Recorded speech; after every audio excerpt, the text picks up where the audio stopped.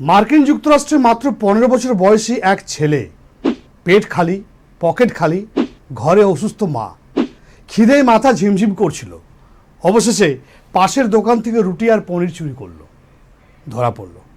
হাতকড়া পরে আদালতে হাজির করা হলো। আদালতে বিচারক ধীর স্বরে জিজ্ঞেস করলেন, চুরি চুরি করলে কেন? ছেলেটার চোখ ভিজে গেল, মুখ নিচু করে বলল, মা খুব অসুস্থ, 2 দিন কিছু খায়নি, টাকা ছিল না স্যার, তাই। আদালত নিঃশব্দ হয়ে গেল। এক মুহূর্তের জন্য বিচারকের চোখও কিন্তু কেঁপে উঠল। তারপর বিচারক উঠে দাঁড়িয়ে বললেন, আজ এই শিশুটি অপরাধী নয়, দোষী আমরা। হ্যাঁ, আমরা সবাই। যে সমাজ এক বাচ্চাকে বেঁচে থাকার জন্য খাবার চুরি করতে বাধ্য করে। তিনি ঘোষণা করলেন, আদালত কক্ষে উপস্থিত প্রতিটি প্রাপ্তবয়স্ককে $50 জরিমানা, আর দোকানদারকে $500, কারণ সে ক্ষুধার্ত শিশুকে সাহায্য করেনি। সব মিলিয়ে যে অর্থ হলো, সবটাই সেই ছেলেটি হাতে তুলে দেওয়া হলো।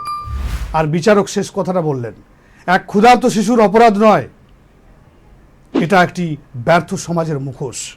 সেদিন আদালত শাস্তি দেয়নি, একটা শিক্ষা দিয়েছিল। আপনি কি এই আদালতের রায় সম্পর্কে একমত?